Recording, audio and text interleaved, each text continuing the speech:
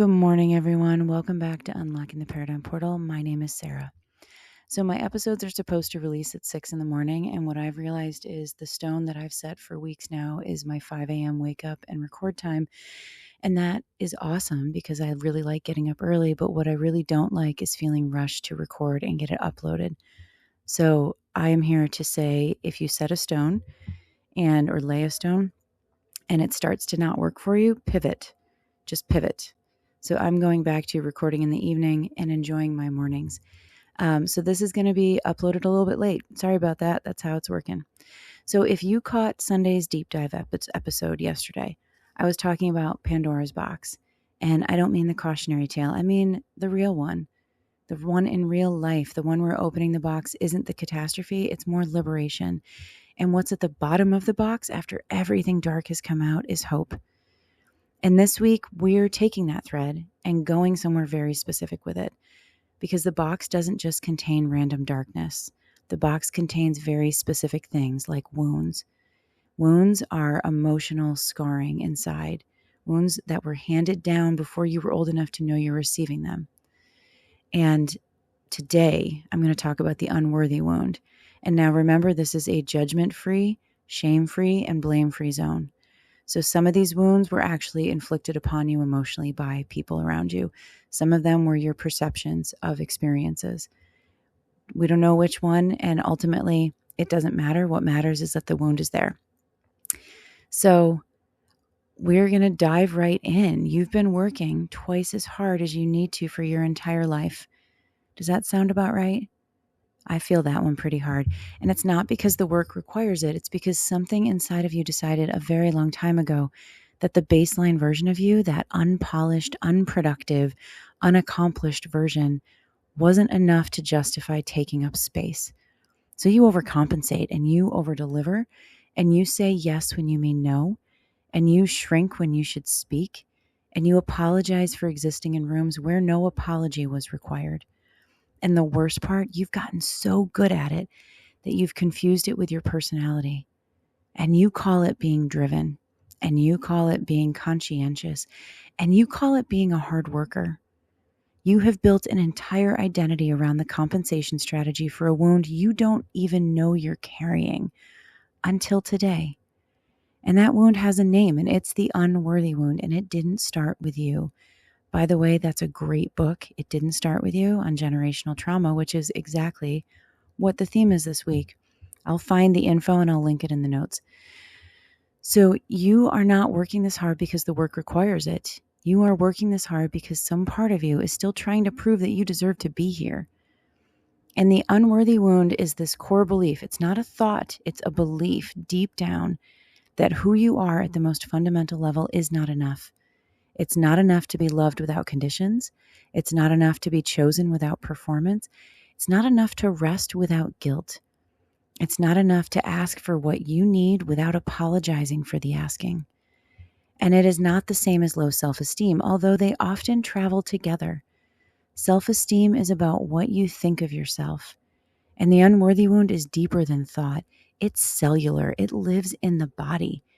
It's the thing that makes your stomach drop when someone pays you a genuine compliment and you get really uncomfortable because some part of you knows they must be wrong. It's the thing that makes you dismiss your own accomplishments the moment they happen because the bar keeps moving and you keep chasing it and you never quite arrive. And it shows up as the voice that says, "Who do you think you are?" It shows up as the compulsion to make yourself smaller in rooms where you deserve to take up space. And it shows up as the inability to receive compliments, help, love, rest without immediately deflecting or reciprocating to neutralize that discomfort that arises of being given something that you believe that you don't deserve and that you haven't earned. And here's the thing that makes it so insidious, which is really the perfect word for it. I refer to it as insidious tendrils of self-doubt. The unworthy wound doesn't look like a wound from the outside. From the outside, it looks like ambition, and it looks like humility, and it looks like being a good person who doesn't need a lot of recognition. And the world rewards it. Your boss loves it. Your relationships benefit from it until they don't. But inside it is exhausting. And inside it is the relentless, grinding, never enough hum that follows you from the moment you wake up to the moment you finally let yourself sleep. You might actually have trouble sleeping now that I think about it. The unworthy wound doesn't announce itself. It just makes sure you never stop moving long enough to ask whether the race was ever yours to run. So, where did it come from? The foundation of all of it. That's what every bit of the work that I do every day is excavating down to the root cause of wounding, the root cause of physical pain, the root cause of any kind of somatic issues, nervous system dysregulation. What is at the bottom of it? No more treating the symptoms. Let's get to it. And with the wounds, they do not originate with you. I need you to hear that very clearly. You were not born believing you were unworthy. If you know a baby, look at that baby. Does that baby think that it's not worthy? No. It screams and it demands and it takes up space without a single apology because it came into the world knowing that it needed and deserved love and attention. So it does what it needs to get that attention. The unworthy wound is completely learned. And it was learned from people who learned it from people who learned it from the people before them. So we're going to trace it because understanding where it came from is how you stop passing it forward. So I'm going to start with the silent generation. And honestly, I started there because my parents are silent generation. And now I may actually take a little time and go into the generations before, if they're even labeled. I don't know that they are. So the silent generation were the people born between roughly 1928 and 1945. And they came up in a world defined by survival. The Depression, the war. You didn't talk about your feelings because feelings were a luxury. And you didn't ask for what you needed because need was weakness and weakness got you killed, or at least left behind. And worth in that generation was entirely contingent on what you produced and what you endured without complaint. The message passed down through action, if not through words, was this: you earn your place, you do not simply have it. And then we moved to the boomers, and the boomers absorbed that message and then they amplified it. They grew up in the post-war boom, the era of the American dream, the house, the car, the job, the achievement. Worth became synonymous with success. So you were worthy if you were productive. You were worthy if you were advancing, if you were winning. And if you weren't, if you struggled, if you failed, if you needed help, God forbid, that was a character flaw. Pull yourself up. Try harder. Don't be a burden. The boomers handed their children two things: enormous work ethic, stellar, intense work ethic, and the quiet, persistent belief that love and worth are things to be earned through performance. So Gen X, that's where Gen X comes in. This is my generation. Gen X took that wound and went underground with it. The latchkey generation, the generation that was largely left to figure it out alone because their parents were working or divorcing or otherwise unavailable in the ways that matter. So Gen X learned not to need. They learned that asking for help was pointless or shameful or both. And the unworthy wound in Gen X looks like fierce independence or cynicism or a refusal to be vulnerable. That was a huge struggle for me for my entire life until recently. Or a bone-deep discomfort with being cared for. And I know that one's resonating with quite a few people right now. It's not that you don't want to be cared for, because you just physically can't. Caring for yourself was the only reliable option. So it is having to learn an entirely new map with a foreign language on it too. So then we go to millennials, and they got the twist, the wound with a twist, so to speak. They were told explicitly, repeatedly, that they were special, that they could be anything, that they were worthy of everything. And then they graduated into a recession and discovered that the system didn't actually have room for all of them. And the wound went from quiet to deafening, because now it wasn't just that you might not be enough. It was that you've been promised you were, and the world disagreed. So the unworthy wound in millennials looks like chronic overachievement, chasing external validation that never quite satisfies. or like needing the metric to prove the worth because the internal sense of it was never stable. And then we move into Gen Z. So Gen Z is inheriting all of it in real time, in public, on the internet. So I'm going to quick reference back to the interview I did with Quinn a few weeks ago. I can't even, You're Not Losing Them, I think was the title of it. Another Sunday deep dive where we were talking about the challenges going on with teenagers and Gen Z right now. So to everyone out there, please stop comparing your upbringing and your life when you're an older generation to Gen Z. You don't have to like it. You don't have to agree with it, but it's very, very different. We didn't have the internet with all of our stuff in full glory, bombarding us constantly with propaganda saying that we're not good enough. And so Gen Z, that internet, they have a measuring stick that updates every 30 seconds with a highlight reel playing constantly that their nervous systems have to compete with.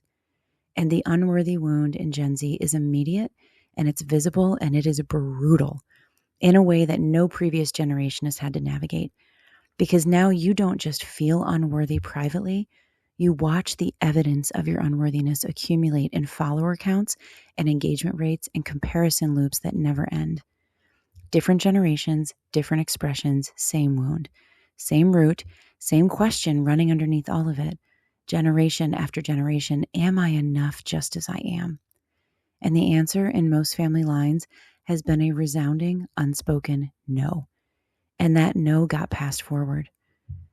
Every generation has adapted the wound to their era, but the wound itself never changed. It just found new clothing. So here's what I want you to pay attention to, because the unworthy wound isn't dramatic and it doesn't show up as a crisis. It shows up as 6 a.m. on a Monday morning. And it shows up when someone pays you a genuine compliment, and your first instinct before the thank you or before the smile is to find a reason that they're wrong. And you immediately think of all the ways the thing they're complimenting isn't actually that good. Sorry about the cars in the background. I'm actually recording in my living room, and apparently traffic is crazy at 6 a.m. on a Monday. So you deflect when someone gives you a compliment. You minimize. You say, oh, it was nothing, or I had a lot of help, or you should see so-and-so's version, or I really didn't do that much. Or here's the one that I always did. Can't everybody do all of this? I mean, everyone does it. Because receiving the compliment fully would require believing that you deserve it. And that belief is not available if you have this wound. And it shows up when you say yes to something you desperately need to say no to, not because you want to help, because the idea of saying no, or of prioritizing yourself, or of admitting that you have limits, or of potentially disappointing someone, triggers a level of anxiety that is completely disproportionate to the situation. Because somewhere underneath that anxiety is the belief that if you stop performing, and if you stop being useful, and if you stop delivering, the approval goes away. And without the approval, what exactly are you worth? Everyone who has a tendency or a challenge or a struggle with people pleasing, this wound is the underlying cause. You have to people please to prove your worth. And it shows up in how you rest, or rather how you don't.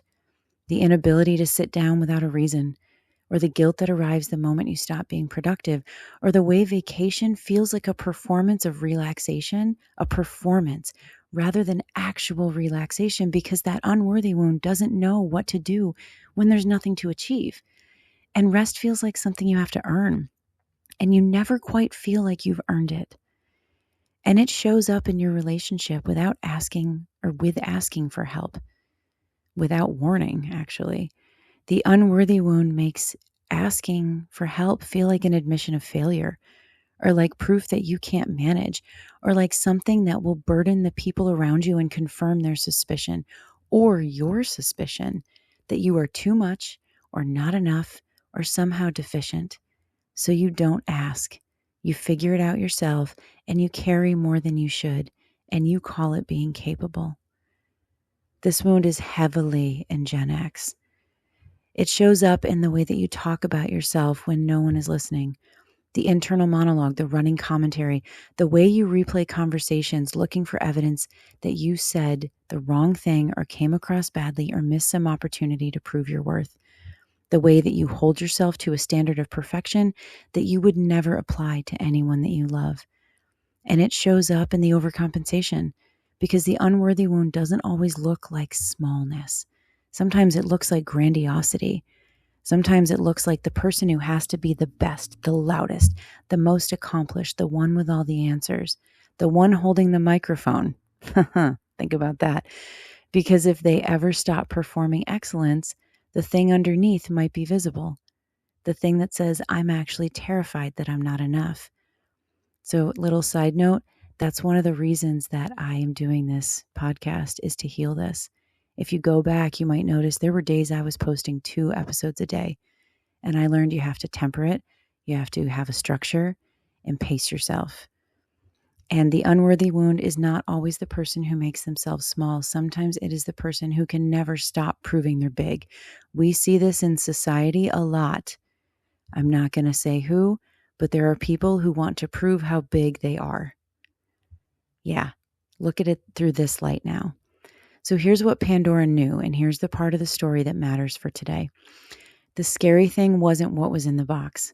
The scary thing was the moment before she opened it, that threshold, that place where you know something is in there and you haven't looked yet, and your mind has had time to make it as terrifying as possible. The imagination of what it might be inside is always worse than the thing itself. It's the boogeyman. It's Schrodinger's box. The unworthy wound, when you finally turn the lights on and look directly at it, it is almost never the monster you thought it was. What it actually is, underneath all the compensation and the performance and the exhaustion, is a child who was taught that love was conditional.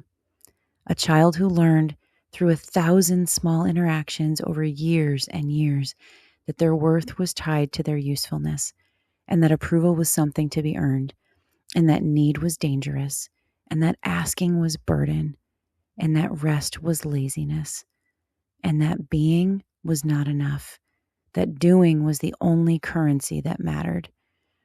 And that child was not wrong to learn those lessons. That child was responding rationally to the environment that they were in. And the wound made sense when it was formed. And it was protective and it was adaptive and it helped you survive the particular family system that you were born into. But you are not in that family system anymore. You are an adult. And the strategy that kept you safe at 7 is the thing that is exhausting you at 35 or 45 or 55. And the wound outlived its usefulness. And now it is running a program that no longer serves the life you are actually in. And when you see it, like really see it, something shifts. Not overnight and not completely, but the grip loosens because the wound only has power in the dark. In the light, it is just information. It is a story that was written about you before you had any say in the authorship. And stories, once you can read them clearly, can be rewritten. And what comes next after the seeing is not more work. It is not another thing to perform or achieve or fix. What comes next is something most people with unworthy wounds have never been given permission to experience. Rest. Real rest, the kind that doesn't have to be earned, the kind that is just yours because you exist, because you are a human being and not a human doing. And your worth was never actually tied to your output. Hope. The specific, stubborn, indestructible hope that is at the bottom of every box, under every wound, at the root of every generational story that anyone has ever been brave enough to examine. That hope is yours. It was always yours. You just couldn't find it under everything that was piled on top of it. The wound kept you moving, and the healing gives you permission to stop. And in the stopping, in the actual, real earned stillness, you find what was there all along. So here's your assignment, your stone. It's 2 parts. We got a 2-parter today because they work together. Tonight, before you go to sleep, I want you to write down 3 things that you've been calling fine. Not the catastrophic things, the quiet ones.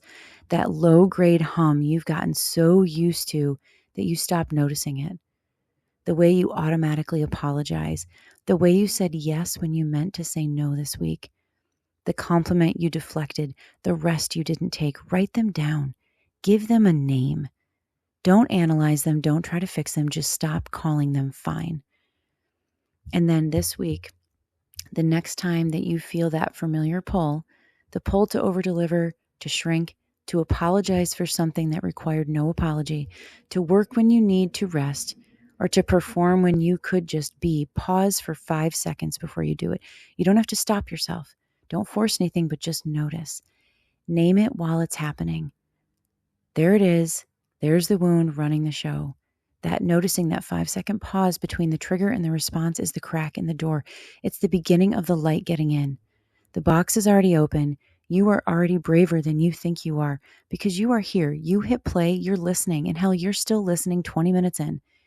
And that right there is the first act of someone who is done letting the wound be the author. So I will see you Wednesday, and we're going somewhere harder, and it's going to be worth it. We're going to dive into the unlovable wound. So I will see you then.